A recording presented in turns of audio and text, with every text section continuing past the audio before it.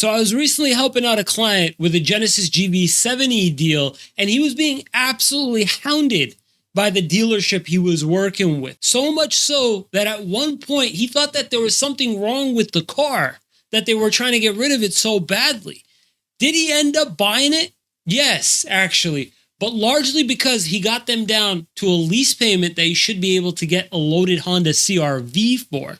Now, he was able to get the dealers to give him about 8% off the MSRP, and obviously, it being the holidays certainly helped. And if you're wondering if things will change come January 1st, I highly doubt it will. Right now, Genesis is dealing with more available GV70 inventory than BMW has X3s and Lexus has NXs, yet it's sold about a third as many cars as these two. I think if you were to walk into a Genesis store and say, yeah, but I'm definitely shopping you guys against the NX and the X3, I think that they'll get pretty competitive pretty fast. What I want to do for you in this video is explain how to make negotiating the Genesis GV70 way easier. We'll go over real-time sales and inventory data, the discount I would target off MSRP, current incentives and financing offers, purchase and lease payment estimates, resale value, and lastly, we'll pull this all together so I can tell you as a car guy what I would do personally. All the supplemental data I'm going to go over in this video, as well as access to dealer pricing, is going to be available for you by clicking here or the link in the description below.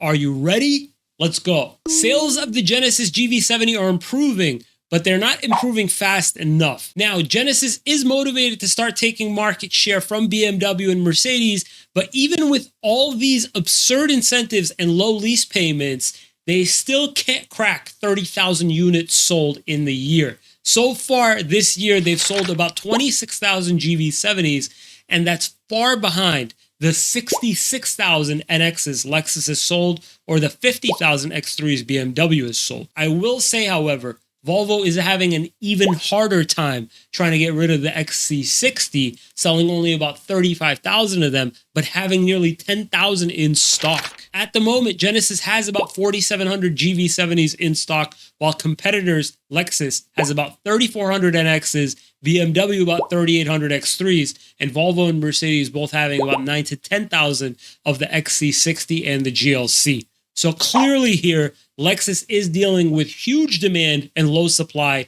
Genesis, a low demand and low supply, and Volvo, a low demand and high supply. Genesis is right there in the middle, but it can very easily start trekking into Volvo's side of the spectrum very soon. Now, of the 4,700 GV70s that they've got, nearly all are 2025s, so they definitely don't have a leftover 2024 problem going into the new year, but understand that their dealers have crazy incentive money on these cars so that they can get rid of them at the pace that they're currently selling at. About 2,100 of these GV70s are 3.5T Sport all-wheel drives, 1,800 are 2.5T standard all-wheel drives, and lastly, 500 are the electrified advanced all-wheel drives. Let's go for the 2.5T standard all-wheel drive because that's what my client got, and I'd love to see how low your payment can go on this thing. Now, the 2.5T standard all-wheel drive I've got picked out has an MSRP of $48,475, and I want to recommend between 6 to 8% off the MSRP,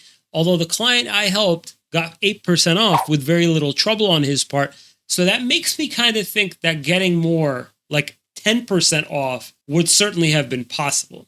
Targeting 8% off gets us to a selling price of $44,597. This is before any rebates and incentives, so deduct all those from this price. At the moment, Genesis is doing 2.99% promotional financing at 60 months. Also, they're giving buyers $1,000 in bonus cash called the Signature Event Bonus Cash. You can see my creativity kicked in full force with that one. Also, if you're a loyal customer, you can get $1,000 off. Also, if you're a disloyal customer, say to your Acura, Alfa Romeo, Aston Martin, Audi, Bentley, BMW, Cadillac, Infiniti, Jaguar, Lexus, Lincoln, Mercedes-Benz, Maserati, Porsche, Rolls-Royce, Tesla, or Volvo, they'll give you another $1,000 off as well. So let's go ahead and subtract our $1,000 signature bonus cash as well as the $1,000 disloyalty credit, and that would make our adjusted target selling price $42,597. All in all, making it a 12% discount off the MSRP. Financing $42,597 for 5 years at 2.99%, assuming nothing down except for paying your taxes, registration, and dealer fees at start, gets us to an estimated $780.49 per month for 60 months. Again, this isn't including taxes and fees. So for example, in Massachusetts, that would roughly be about $2,700 due at signing.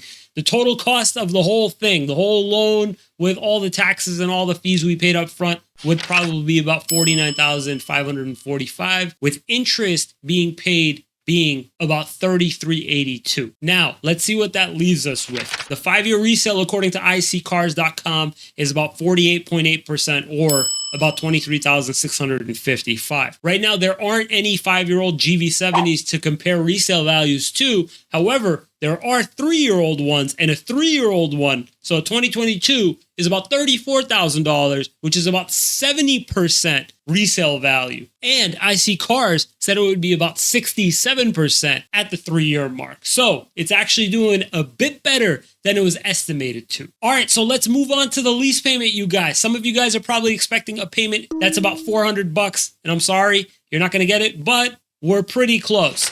At the moment, it's got a 59% residual at 36 months and 12,000 miles a year, and a 0.0023 money factor. Lease customers are getting $2,500 in lease cash at 36 months, and that's making for a pretty good lease deal. Plugging this all into the lease calculator, assuming we got 8% off MSRP, assuming we paid our inception fees due at start, and assuming you hit like and subscribe, we'd be talking about $507 a month.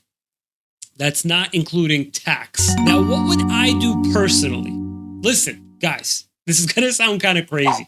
I think we're gonna see Genesis surge in popularity, especially now with so many of these luxury brands being way too expensive. This segment of affordable and reliable luxury SUVs is starting to appeal to a lot of people, and seeing a resale of 70% play out instead of 67% that IC Cars was estimating was a bit of a wake-up call to me. Lease it unless you aren't really sure about holding on to it long-term and you're just giving it a test drive for the next 3 years. I personally, though, would buy it and gamble on the resale, even selling it in 3 years if I feel like it's not for me. You'll probably end up spending less money by buying it and selling it in 3 years than just leasing it straight up for 3 years. You guys, all the data I've mentioned, as well as access to local dealer pricing and my cheat sheet, is available for you by clicking here or the links in the description below. If you'd like to book a quick call with me to discuss your situation, my schedule is in the description box below as well. If you found this information useful, please consider subscribing. Thank you so much for watching. We'll see you next time.